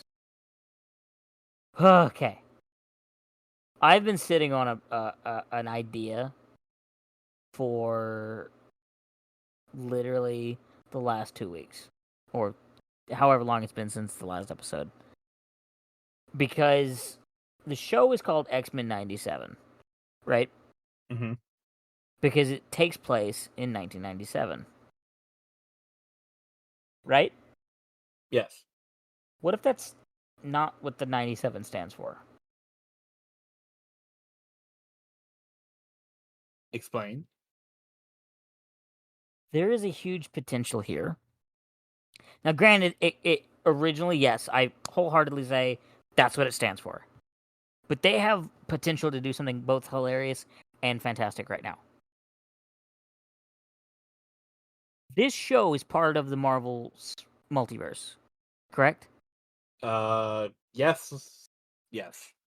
What if this is Earth 97? I think it Where already has an Earth title. I okay, well, whoops. Um my point though is if they did if it didn't, uh oh, you're right. It's Earth 92131, my bad. Yeah. So there was potential for something hilarious and that just blew a hole in it. But the thought in my head was one of the things that they could now say about that Earth is what if that Earth never got out of 1997? Hmm. And what I mean by that is the because even in the future we don't see much technology other than super bang bang technology. What if the aesthetic from that Earth basically stayed in 1997? That's an interesting But this concept. we could also now have the only reason I even say it like that is that we could now technically expand because we've seen Captain America, we've seen Iron Man, we know Hulk exists, we know Doctor Strange exists, Spider Man, I'm pretty sure Agent Venom, Yeah, Daredevil, Daredevil, Cloak and Dagger. Cloak and Dagger. We have the potential here to get a Daredevil 97 show, Spider Man 97. We have Well, Spider-Man would have to Avengers. go up because Well, this is what I'm Spider-Man. saying. But yeah, but But no, this you could make a s- a s- a cinematic universe of sorts, I connecting stories. exactly. And then they could go back and do another Fantastic Four because we know they exist in Yeah, this. Because I think there was a cameo from that. But morph like, just morphed into Mr. Fantastic. exactly. So there's this huge potential here to make this Earth. Now, granted, how set in stone? And this is gonna sound so stupid.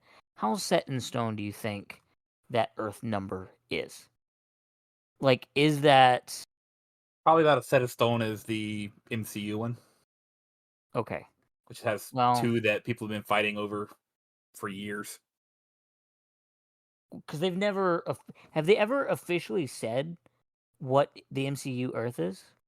Yeah. Oh well, in yes, because in two movies they have designated it as Earth 616, which people don't like because that's technically the comic universe designation. Okay, But it has another one that's like Earth 199999999. I've seen that That one. Yeah. and that's what most people reference it as because of that. But in the movies they do say it's designated Earth 616. Okay. Well, knowing all of that, I feel like they've just even if they didn't call the other shows blank 97. I mean, they could, or blank 98 or blank 99. Yeah, I feel like if they were to continue Spider-Man, they would have to go up because Spider-Man because X-Men ended in 97, which is why they picked up there. Yes. Uh Spider-Man ended in 98. So, but So that if so you we've got a follow that potential here. timeline, it We technically means everything oh, we've seen so far has already happened in that Spider-Man universe. you're correct. My brain just went a million miles an hour though, because knowing that that show ended in 1998. But here's my question: in universe, was that 1998? If they're using the same like year thing they use for X-Men, then yes. Okay. Well, then this brings the idea they could do Spider-Man 98, Daredevil 99, and Avengers 2000. Yeah, yeah. And they Or could they could it call still it like the leaves the Millennium box open. Avengers, Yeah, with yeah. and then they could just have a Fantastic Four show if they wanted to. Yeah. And the whole idea And about I know a lot of theories online. This is kind of related to what you're talking about. There's a lot of theories online that all of the shows that were airing in the 90s are connected. Mhm. Found out it's not completely true. Okay, so then we still have the potential. So technically speaking, at that point, if the Spider-Man show, though they did have a crossover. Yeah, Spider-Man and X-Men are confirmed to be in the same universe, but Okay. Fantastic Four, Iron Man, and the Incredible Hulk are in a different universe, and the Silver Surfer one is in its own Okay, so we actually have the potential now to have like more shows stories. Yeah, and more especially if you stories. if you redo or you say reboot those Fantastic Four for say, you don't have to pull back from that other series again. Mhm. I'm actually watching that series right now, the '94 Fantastic Four show. It's not great. Mhm. So, but that's the thing is they can now go in and like bring it up to date and modernize it a little bit, but Yeah. do the same sort of thing that they've done with X-Men 97. Now, here's going to be a question that I have for you. Okay.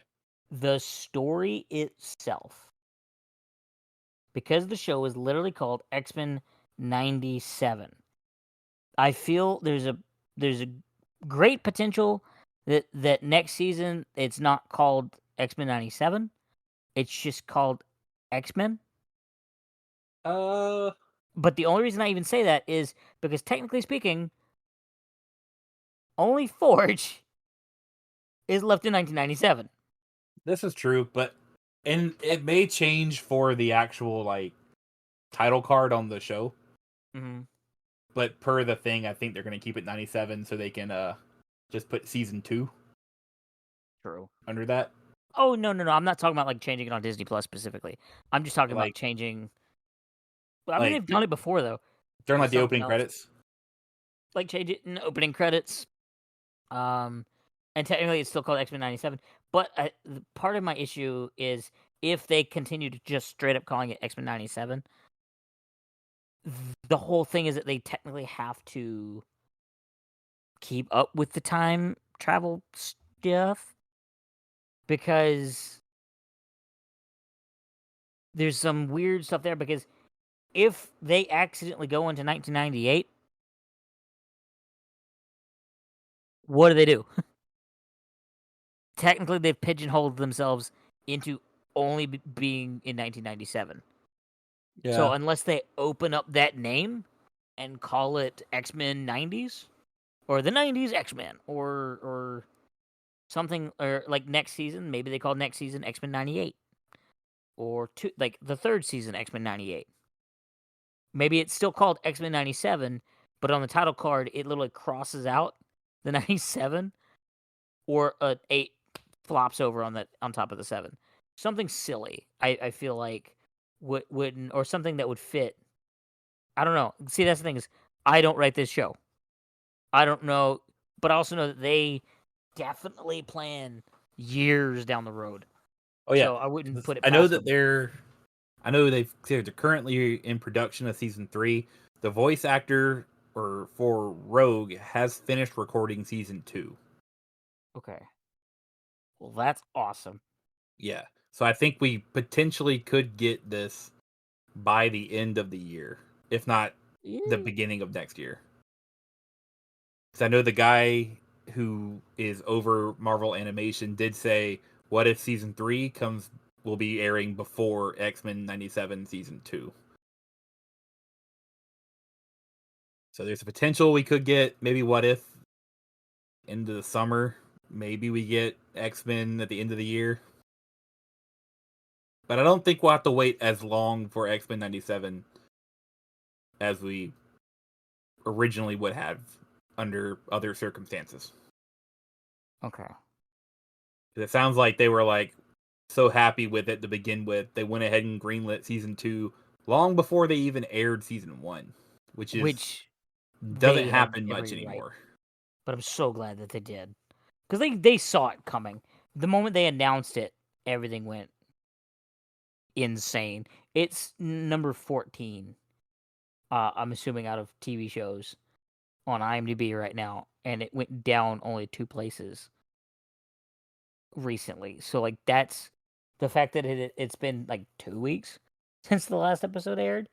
The Hmm. fact that it is staying at like 100%, 99%. Somebody had really good foresight. Yeah.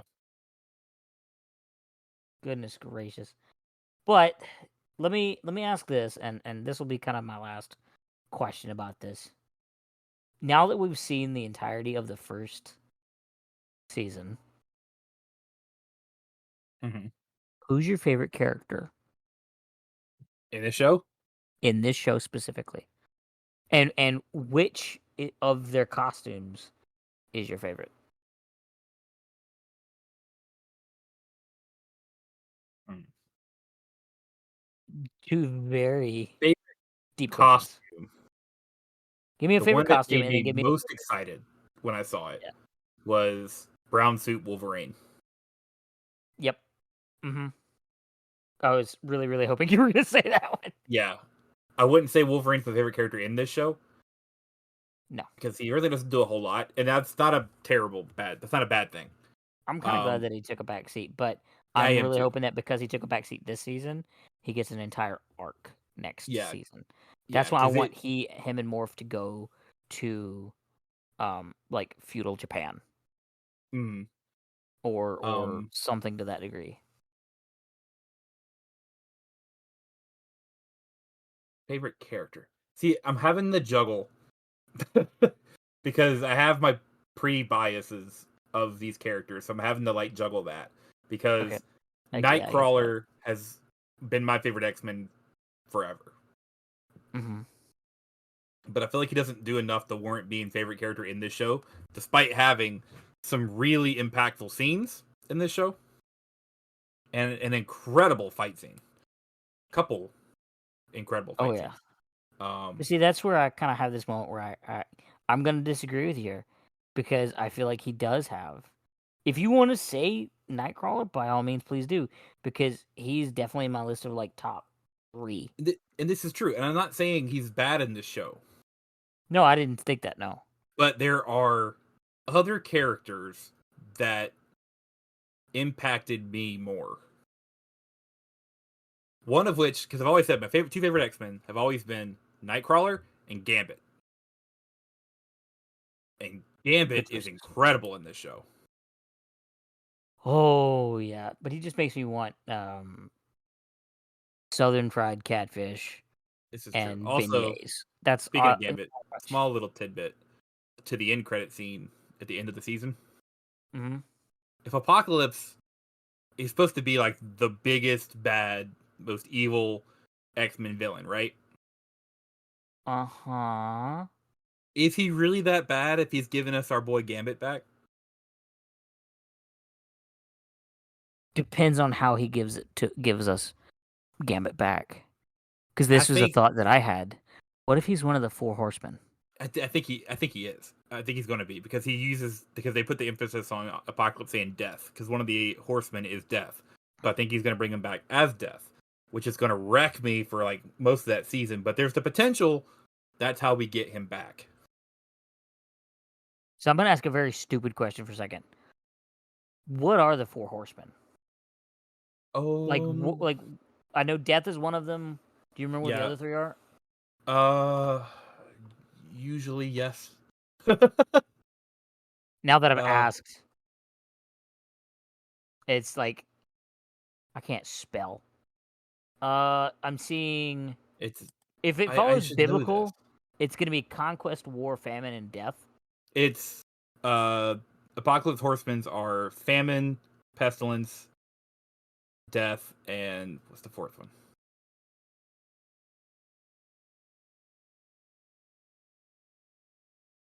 Okay. Famine, pestilence, death, and war. Yeah. So I feel like I do think Gambit could be one of them. Archangel could be another one. And that could be why he's presumed because several times throughout the original series, uh, Apocalypse always goes back to Archangel to try to get him back to be a horseman. Okay. He was originally he's So the reason there's why he goes from Angel to Archangel. But I think there's another second arc later in the series where he goes back. He tries to get him back. So that could be why we don't know where Archangel is. okay. So this is gonna be interesting. Yeah. But back to what I got on that side Sorry. note for. I think Gambit's up there, but I honestly think the character that wound up being my favorite was Rogue. Yeah. She She had took she so much. so much. She's a her character arc is a roller coaster. Like buckle up, pull on the yellow strap, push up on the lap bar, roller coaster. Oh gosh. I don't even want to think about like all the things that she's going through, just not even just physically, but mentally. Yeah. But there's the episode I don't know if it was is it the same episode? When they go to Madripoor and they find Trask, she Hmm. drops him off the building. My jaw hit the ground. And Oh, she dropped him. so that was the first time I think you and I both went, wait, they did that in a Disney show? Yeah. Yeah. And I feel it because at the same time, like it's the same thing we're talking about Iron Claw. We're like that choice. Like we were like yes, but also Ah! no. I think I audibly like yelped or screamed or something like that when she did Yeah. that.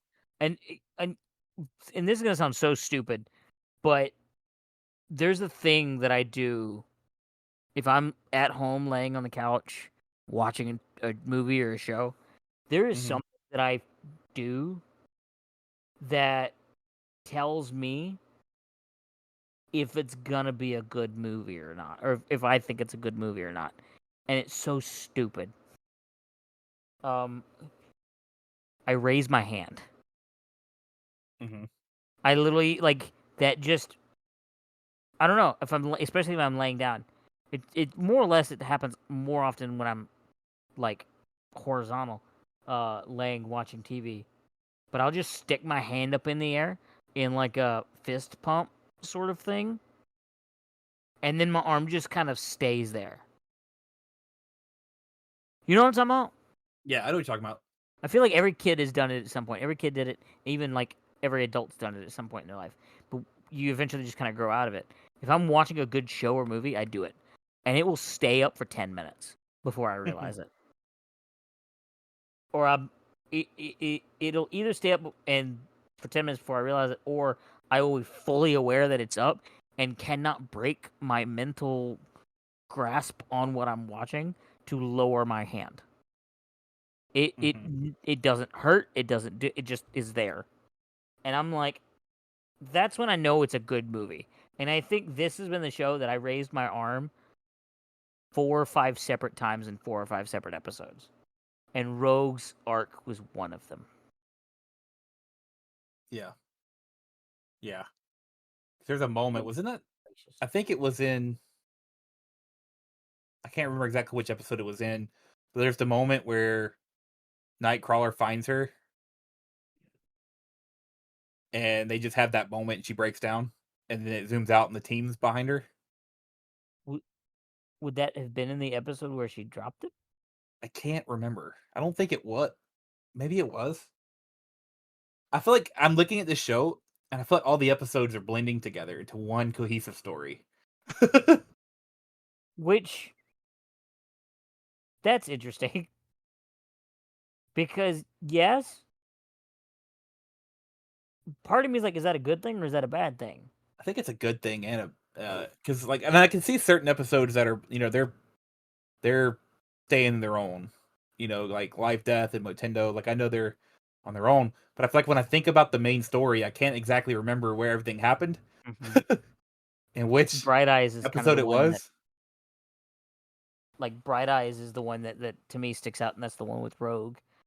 It has its own element. Like when you think about that episode, I think about every element in that episode. But then, yeah, you're right. Everything blends. But Sorry, yeah, that's the you moment got my I had. brain going. You got my brain going, and like I tend to just ramble when it does that. Right. Sorry, I get so excited when we record these things because I know that something in my brain is gonna snap. Uh, that moment actually almost made me cry though when she hugs Nightcrawler and it zooms out and the whole team is like there with her. It's it's very well done. This is why I want more shows because I But feel now that like I if said they who can, my favorite character was, is that the same for you?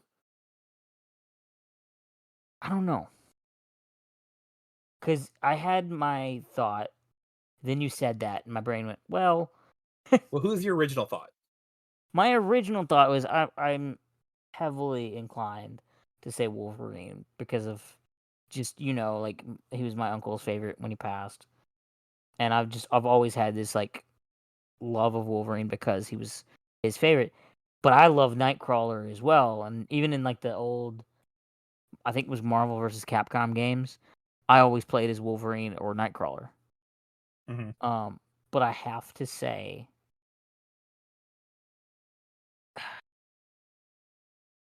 I don't know. Like I had my top three, and then you said Rogue, and now my brain is like, well, you got a top four now.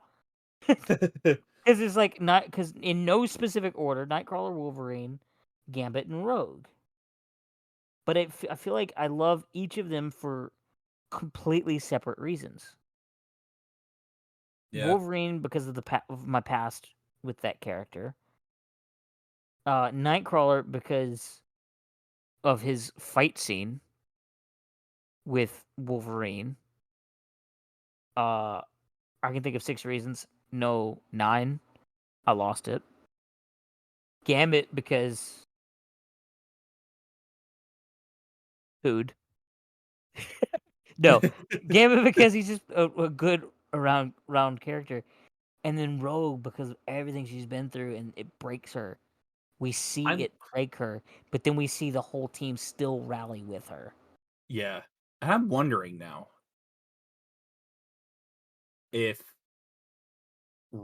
if Gambit is the reason, like that's a big reason of why Rogue is her character is so good and well developed because that whole thing, their whole story is very well developed. Uh, And I'm wondering now if I boost Gambit up to like that as high as I did in this show specifically because of Rogue. oh, that's a good point, actually. I feel like, Even though but he I had feel some like, amazing scenes, him during the oh, attack on yeah. Genosha, he is like, dude, as a Gambit fan, I was living, I was being Oh, yeah. fed. Until the end of that episode. Yeah, and they And were they feeding did me this poison. thing. I will say this. I'm actually really excited. I'm hoping is because I already have like a mental idea of what if he ends up being the Horseman of Death. It means he has to be brought back to life first. And I'm really like I have this mental idea that hold up. You know what scares me though? And I Oh, just had this hold up. thought. You said that. What if what if Gambit comes back looking like the Gambit we see in Charles's vision? What I'm talking Maybe. about? That no, I don't because my brain went completely different direction with that. I think it was Charles that had the vision because you know how Charles and Jean keep having these visions of like potential futures. Yeah. One of them has a vision that is like the Gambit cowl, you know, the thing on his head with a Mhm. skull inside of it. No, I don't think they'll do that. Just like a Granted, red I didn't think they would stab Magneto either. in an But I ultra close up. mhm. But I had a thought because you said the four horsemen are death, pestilence, war, and famine, Yeah. right? Hmm. We think Gambit's gonna come back as the death one. Yeah, because he did say the word. Yeah. Gambit said the word. Not Gambit. But Apocalypse said the word. death holding the card, yeah. We know that Rogue is already on thin ice in her mental capacity. Maybe not with the team, but with herself. Hmm. What if Apocalypse uses Gambit to bring Rogue into the fold, makes her the horseman of pestilence, since, she can suck the life out of things,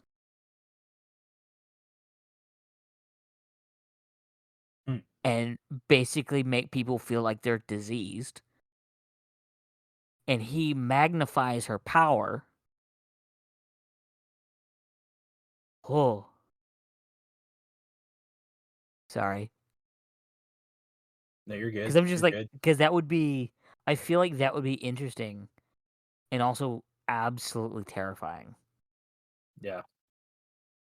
I hadn't thought about that, and my brain, oh my gosh. I don't know. I don't know. What do you think? I think there's so much they can do with the show.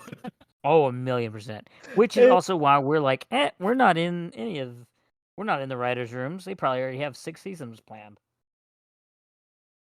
yeah, and they really and truly they set up so many things they can do.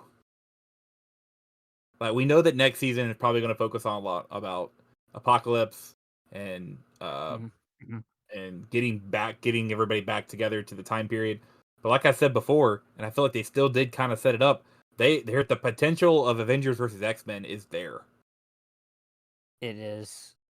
And I don't know, because you had made a And comment about Captain America. Captain America was against the bombing of the meteor, but he never did anything to stop it. that was the So I thing. Well, he think didn't necessarily agree with it, but he didn't stand in the disagree way. either. He said Yeah. King he because at one moment because King T'Chaka made the comment that um that that they needed to do this and with some other points in there, Cap said King T'Chaka's right, but we need to think about this. Yeah. And and we've seen both times we've seen Captain America in this show, he's not seeing eye to eye with the X-Men. He's not.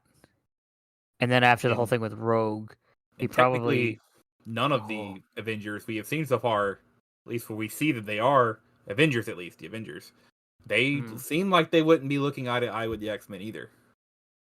you're right. So there the potential is I there. hadn't thought about that. The potential That is could be there. season 3. It could be. It could be. Okay. And like I We're think I said last episode, beyond speculating now. like I said last season. I think I said last episode. Um, and I'll reiterate it here. I honestly think doing Avengers versus X-Men on this show is the best way to properly adapt that story from the comics. I think you're correct. I wholeheartedly agree.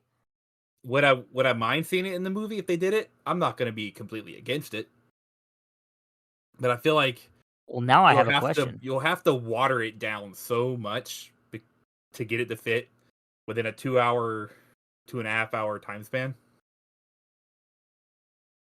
And at the same time, when we get up to the point where we can actually tell that story in the movies, who's left? But I hope they do it. And if they do, let me put it this way: I hope they do it. But if they do it, I hope they do it right. Yeah. But let me ask this. So, we know that Marvel and Star Wars or Lucasfilm tend to like learn from each other.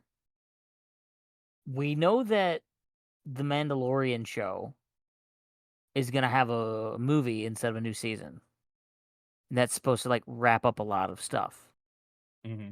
I see there being a huge potential here for X-Men 97 to wait for a season 3 or for an Avengers versus X-Men situation where they wait until after that movie comes out.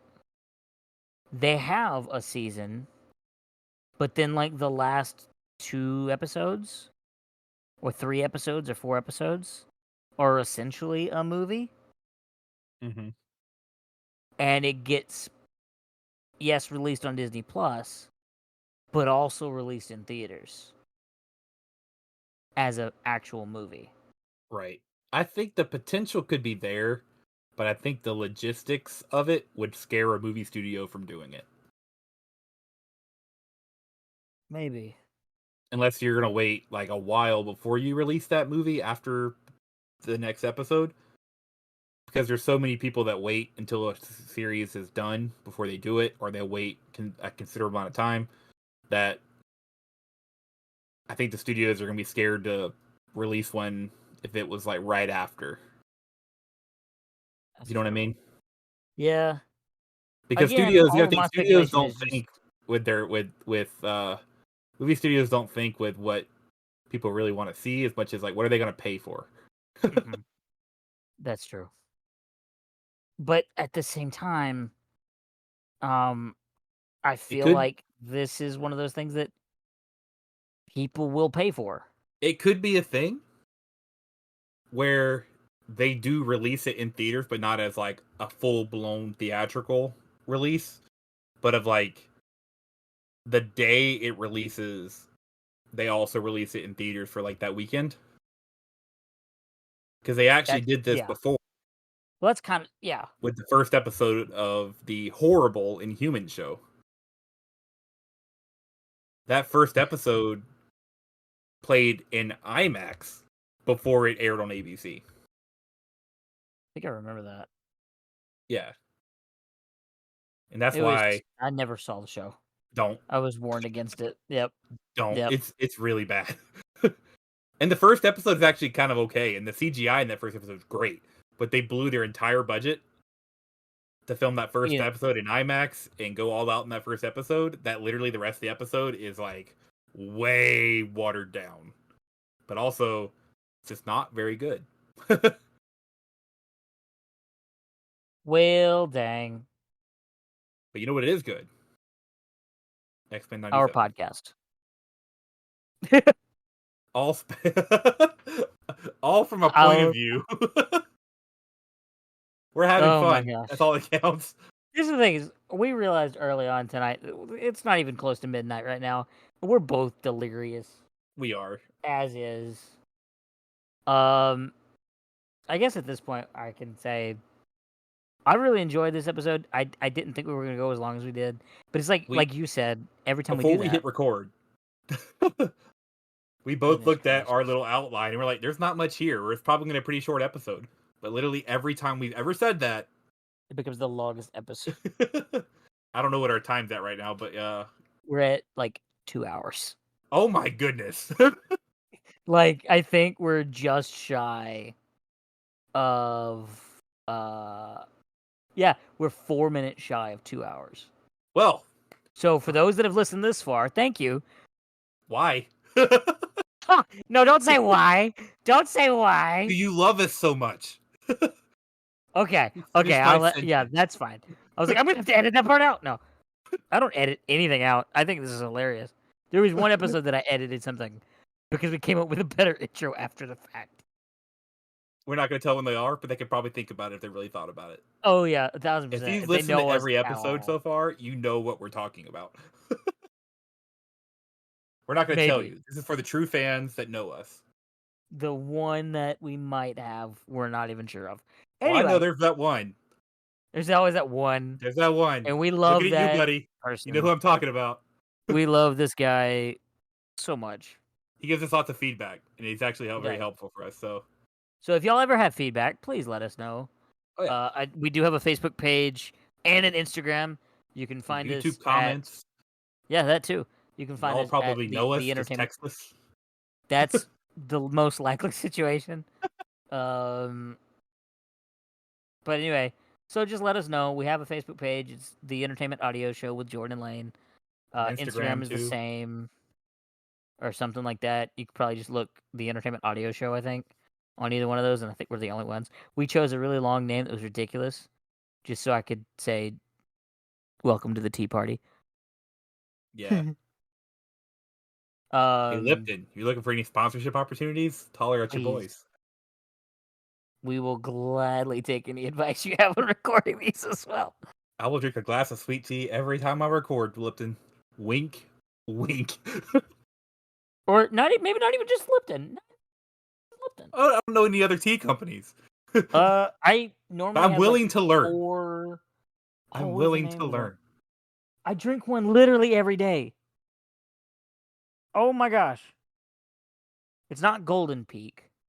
Though if they That wanted is to that sponsor is us, I would that is gladly. one. Yeah, Arizona, That is one. Pure Leaf. Pure Leaf. Listen, Pure guys, Leaf extra sweet tea. we're open. We're open for it. Please. Or any tea company that does sweet tea. Hmm. Or I'd We're even from the do Earl south. We're from Grey. the south. It's sweet tea or nothing. Well, I've done Earl Grey because of my obsession with Star Trek. Like Oh, I've yeah, told you that, haven't I? yeah. You did. You did. Yeah. Well, When that's you also why I have a dog named Riker. when you make your Earl Grey tea, do you make it so? You didn't hear me sigh, but I sighed real hard. I think that Um, joke right there means we should probably end the show. Not the show as a whole. This episode. We should end this uh, episode. I'm I'm starting to losing my wonder mind. though. I'm starting to wonder if at a whole. No, I'm kidding. I'm kidding. Please, No, we'll no, be keep back next month. listening. We'll Yeah, be back next month. I'm really excited about the coming episodes too. We got Oh yeah, some more special ideas. That sounds weird. We got some more ideas for specials. There we go. we do. We do. And I Um, know that in the next couple days I will be seeing some of these movies that I've been trying to see. Mhm. I'm seeing Godzilla x Kong in a few days. I'm gonna try to see Furiosa soon. Um, so yeah, and I eventually I'm actually may eventually maybe make it to see Civil War. uh, hey, while we're actually still recording for like half a second, I want to put forward an idea for a special Oh, that I don't know. I want to say it so that it's out there in cyberspace and recorded that I've said this. Um, we got to be careful how we name this, oh, but call it Jordan Lane After Hours, oh yeah. where we stay up to midnight and we record an episode. post midnight You know the only in thing that could make our it better? full delirium. The only thing that can make it better from our from a personal standpoint for me and Lane, if we could record this in a closed Cracker Barrel parking lot. Jeez. Or parking. Well, yeah. We just we need to play checkers when we do it, Oh yeah, yeah. because that was the big thing. Is we played checkers out for another Cracker Barrel until what was it? The chef came out and told us to leave. Dude, they left. No, they didn't tell us to leave. They just left and kept asking if we were still here. They left us I'm there. We surprised though, trusted because they enough to were. leave them with the restaurant. But this is also like our 30th time at Cracker Barrel, This is true. because this is like was one of the only places we could hang out. And yeah. Anyway, we knew like all the waiters by like first name basis at this point. They knew our orders. Did I swear one day we went in and they already had our drinks sitting there waiting. I think they did. I know that Oh Waffle man. House did that more Well, than once hey, for me. also Cracker All right. Barrel. If you want to sponsor, Yes, we're open for please. that too. We would gladly accept that sponsorship. Shoot, I would come record in a Cracker Barrel if I could get that sponsorship. Hey, give us a corner. We'll record right there. Corner booth Little corner booth. or corner table. They don't have booths. What am I talking about? I can play that little game while we play. All right, While we record. we've hit that point. We've hit We that are there. delirium point. We're not even We are playing literally near over midnight. 2 hours now. All right. All right. Thank you all for listening to our delirious state and me on pain medication. Hey! No, y'all have a good one. Bye, everybody.